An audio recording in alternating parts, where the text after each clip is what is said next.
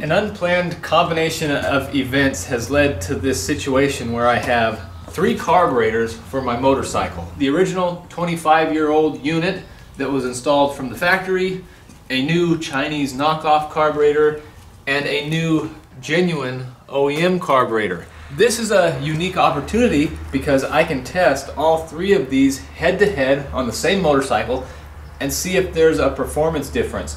I was a little bit reluctant about doing this because the project is already taking much longer than I anticipated, and I'd like to move on to other things, but I still think it's worth doing. Number one, because I want to see if my theory of this carburetor causing the poor running condition has any merit, and I also wonder if spending about 3 times as much money on a genuine carburetor yields any real performance increase over a cheap knockoff. Intellectual property and copyright law aside. So that's what we're going to do today. To prepare for this contest, over the past couple of days, I built this rack, which I think will sufficiently hold the rear wheel up in the air. This was made out of an old bed frame. I used pretty much all of the meat of it to make my stand, and all that's left is the feet. I could probably sell those to McDonald's. Oh. I made this thing as sturdy as I could because if I have a spinning wheel and it falls down, that will be like an explosion of movement, and I don't want that to happen. You want to see how it looks? Yeah, your welds are getting better. Thank you. So the way this works is I have 2 bolts that will go into the axle on each side of the motorcycle, and these bolts are held in place by another set of bolts that go down through these 2 plates. So when these are installed, these cannot come out. So I tip this forward, Smooth. put the pins into the axles and the safety bolts so these main ones don't come out. Now watch this. Ready? Yeah. Amazing. You're getting kind of far away from your gas station though. I am. The way I want to run this test is I'm going to apply a load to the engine, rev it up to a certain RPM, and keep track of how much fuel is burned in a specified amount of time. That's a lot to keep track for me, but we're going to try. I'm not familiar with things like accuracy. The next thing I want to do is put some kind of a load on the engine so it's simulating when you're out riding the motorcycle. To do that, I'm going to take these paint cans and apply about 2 gallons of pressure on this brake pedal. Do you know the conversion of gallons to horsepower? So with those guys on there, let's see how hard this is to turn. There's some resistance there. I think that'll work. The next thing to do is set up a fuel measuring system. This is a funnel with a clear tube. And we'll do something like this. We need to do a little fabrication for this. I feel like I've cheated on you guys because I didn't videotape building that stand. But it's a balance. Does anybody really want to see that?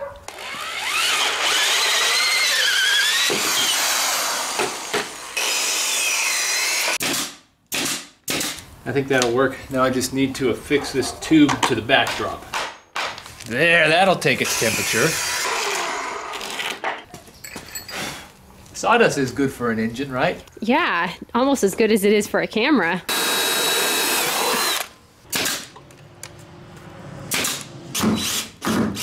I've got my viewing tube attached to a ceiling joist and the fuel tank above the funnel. Now I just need to hook up some tubing. I drilled my hole too small. Steady hands.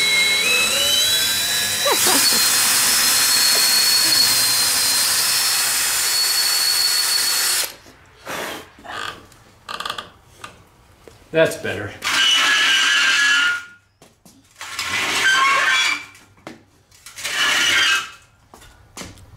Okay.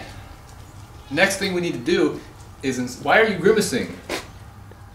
That's Just your natural reaction of being around me? Yes. Now it's time to install a carburetor. We're going to use the original unit that came installed from the factory to get our baseline. And for anyone keeping track, I have a 48 pilot jet in this carburetor, a 150 main jet, and the needle is in the leanest position. I've got the carburetor on, now I just need to plug in this hose that goes up to the gas column. So now we have a resistive load in the form of exterior flat, a fuel measurement and delivery system. The last piece of this puzzle is a way to measure engine RPM. Do you have a way to do that? I ordered, not an empty box, this. It is the $10 special photo tachometer, no contact, direct from China. I don't know if this works. The laser lights up. So the idea I have in my mind is that I can rev up the engine to a certain RPM as indicated on this screen and watch how quickly the gas goes down here. If it uses a bunch of gas, that means that the carburetor isn't efficient. I can't believe your scientific measurement is to just look and observe how much fuel is going through. I thought you were going to measure how much you put in it. No, you're way behind the curve here. Way behind. Can't even see you. In the rear view mirror. So to set up my tachometer, I need to put some of this reflective tape on the flywheel down here, and hopefully when you push the button and aim it, it should give a reading. Okay, here's how we're going to run this thing. I have my funnel filled up with gas to the top, but there's no new gas going in. I have the transmission in second gear, so there will be a nice load on the engine. I'll start up the engine and rev it up to 4,500 RPM. And Jennifer, you need to watch when the gas level gets to exactly right here. Who buys the pens around here? Exactly right here is when you need to start the stopwatch. And then turn the stopwatch off exactly when the fuel level gets to right here. Okay. And we'll keep track of that number. I might be buying you a new tablet. It's okay. And here we go.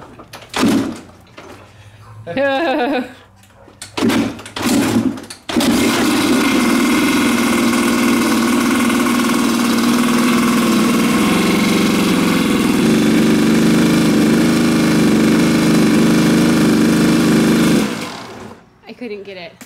What? I couldn't get them recording. The tablet was going to fall. But was it usable? No. We'll try that again. Yes. You need to grow another hand. You need another hand. A lot of irons in the fire here.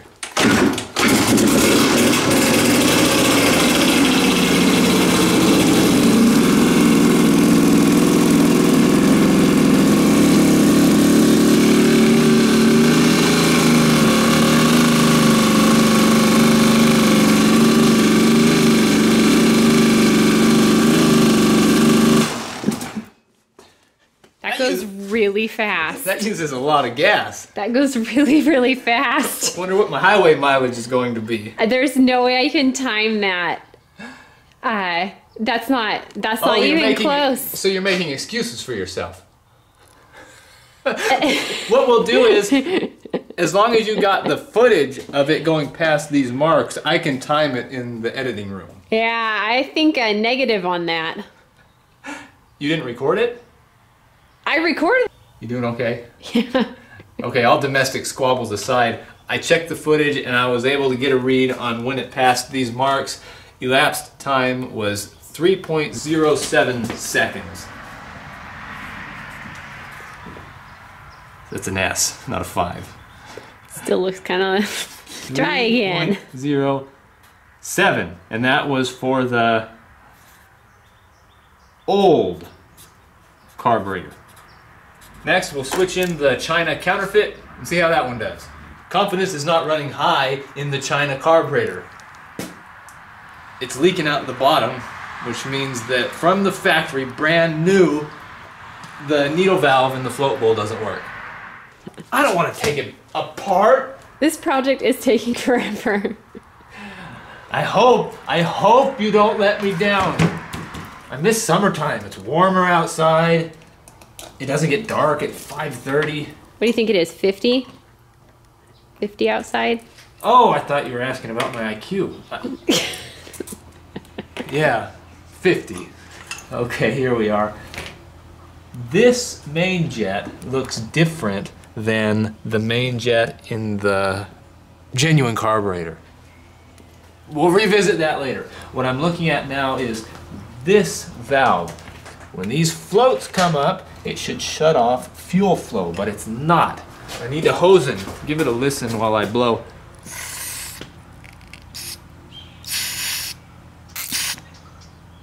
Well, now it's working. I wonder if there was just a little piece of something in there. Well, we'll give it a shot at air just in case. So I'll get this put back together, back on the motorcycle, turn the gas on, and then what will happen? It will leak. Probably. I've got the carburetor back on, waiting for it to fill up. Our time for the old carburetor was 3.07 seconds. Why don't we make this interesting and each give a guess what the China carb will give us? How many seconds for it to run from one mark to the other? I'll guess 4. Oh, you're just a barrel of laughs tonight. 5 seconds. Okay. 5 seconds. Okay. Winner, dinner of their choice. So let's give this a try. I haven't started the engine with this carburetor yet. There's been no fuel through it, so we'll see what happens. Camera girl, be vigilant and watch the marks as the fuel goes by. Got it. You're not going to have to worry about the stopwatch because that was a disaster. I'll just look at it after we do this and report right back to you. Okay.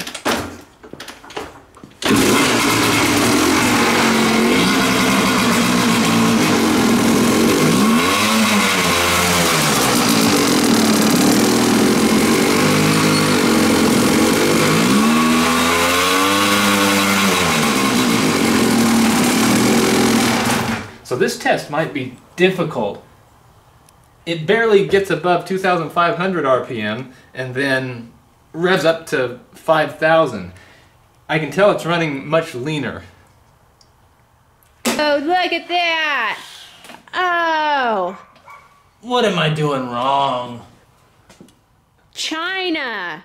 Back at the old workbench? I really wanted to finish this yesterday, but it got dark. After hours last night, I took off this carburetor, disassembled it again, and I cleaned out the needle valve and seat. There was a little bit more trash in here, and I don't know if it's leftovers from the manufacturing process or just sawdust. But either way, it's clean now. We'll put it back together and get it back on the motorcycle. Trash, like garbage and newspapers in there? Refuse. Okay, carburetor is installed. Before we do our load test, I want to just start up the engine and get it warmed up a little bit. Oh, I should hook up the fuel line again. I was just gonna ask you about that. I'm not warmed up yet.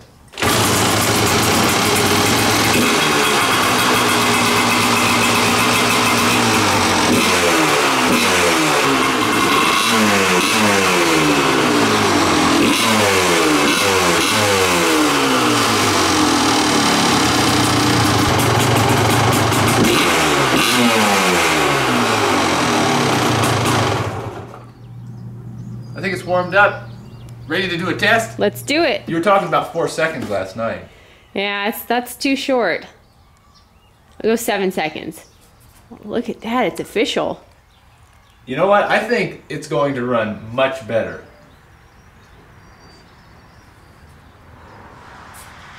9 seconds.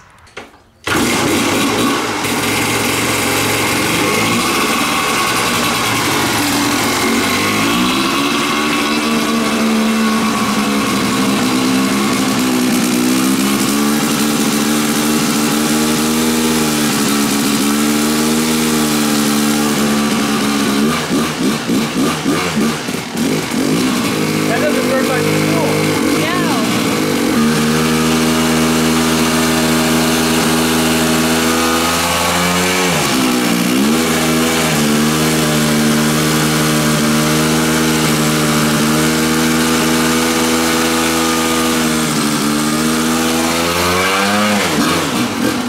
Did you get it? Yes.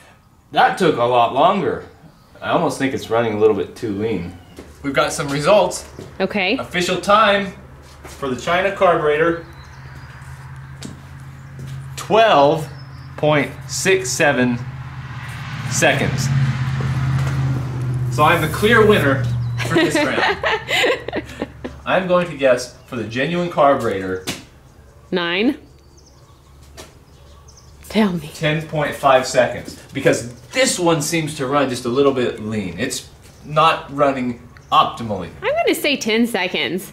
Well, you're splitting hairs, aren't you? Drip by drip. You'll have to make sure that you curate all of my editing and make sure I'm not just skipping a frame or two. Man, I trust you. What did you say, 10 even? 10. Okay, so this is it. I saved what I think will be the best for last. I'm getting very good at switching carburetors on this. I should mention, since I have the slide right out here in front of me, this is the genuine Keihin slide. And there are markings here. It says 45, and there's the Keihin logo. On my old slide, the markings were up here, and I thought that this was a stamp that talked about the specifics of the slide, but I was wrong, it's down here. If we look at the replica, there's nothing to be found here or down here, it's just blank. Okay, the fuel lines are all primed, and this carburetor is already in my favor because it doesn't leak straight out of the box. Are you ready for the third and final test? I am. Are you ready to go inside?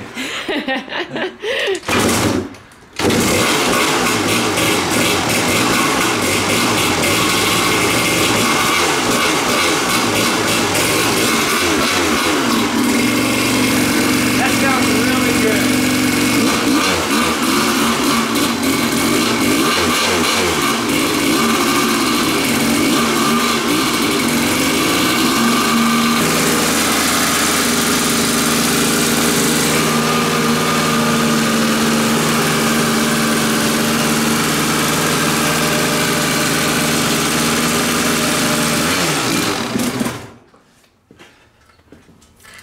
That carburetor, straight out of the box, I can tell runs better than the China Special. Maybe the China Special can be tuned, but it just felt crisper. It didn't run as lean, and I haven't even messed with it yet. So what was it? Official time for the OEM carburetor, 6.15 seconds.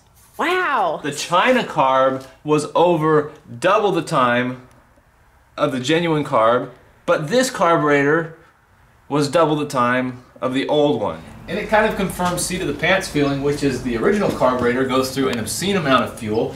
The China carburetor runs much leaner, and the new genuine carburetor is right in the middle. So what I feel we can conclude from this test is, number one, if you're still watching the video, you're a champion. Number 2, I was closest on the final guess. But in regards to the carburetors, I think this confirms my original carburetor runs extremely rich compared to both of the new ones. I think the reason this one is such a pig is because there's a needle below the slide, and as the slide goes up and down in the throttle bore, this tapered needle lets more and more gas through the hole down below, and that's a contact point. This needle has a very specific taper that's supposed to go in a very specific sized hole. If the hole wears bigger than it ought to be, more gas goes around the needle and causes a plume of smoke and an oily garage. Do you believe me? Seems legit. I feel like it's a shame that you're taking this apart. You're probably gonna screw it up. One of the greatest things about being married is the confidence that your spouse gives you. Listen to the satisfying crack when I loosen this. Never been removed. I've taken off the float bowls so we can see the internals of these carburetors. They look similar, except that the main jet on the Chinese copy doesn't look the same as the others. This is the new genuine, and if you zoom in you can see it's a 160 size. That refers to the size of this hole that the gas goes through. And on the old original carburetor, it says 150. The counterfeit carburetor has a 200 main jet. If I remove this, I've taken these apart enough to know that this is not the way the real ones are manufactured. Aren't you just on the edge of your seat, camera girl? I have to admit, I'm curious. Even I can tell the difference. So, on the genuine carburetors, the main jet can be removed from the jet block, but this tube stays in place, whereas on the Chinese copy, it comes out. So I'm not sure why they did this, but it's worth noting. Good luck finding a replacement for this if it ever wears out. But good luck finding a replacement jet block for this carburetor when it wears out, because that is what I'm up against here. I don't have a way to accurately measure this tube that I suspect is worn out, but let's take both of the genuine carburetors out in the sun and see if we can detect a difference. I don't think so. But there's another question.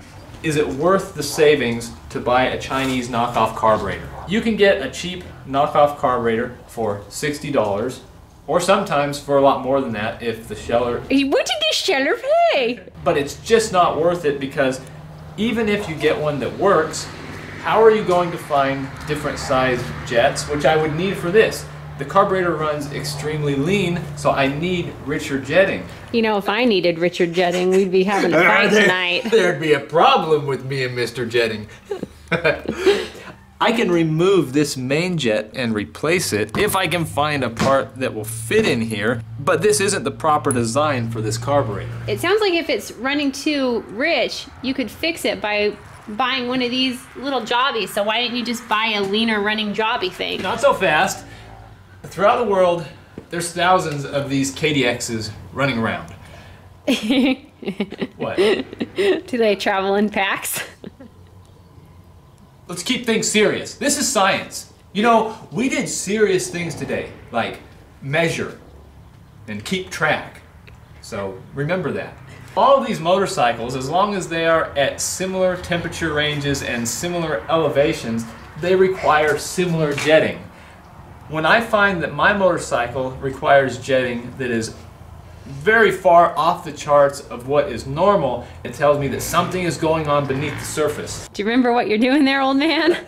I think I've figured out a way to quantify the wear in the tube on this old carburetor compared to the new one. I've taken the needle that belongs in the slide and just let it fall into the middle of that hole as far as it would go. If the old one is worn as much as I think it is, it should be pretty obvious. So now when I put this same tapered needle in the old carburetor, I think the top was up about 1/4 of an inch. Okay. That's it. Proof. The carburetor's worn out. The part to fix the carburetor is not available new from Keihin or any aftermarket manufacturer. Not a waste of money. Okay. So this is a brick. This will go into the scrap pile, or maybe up on the mantelpiece. No. The decorator has spoken. Thanks for watching.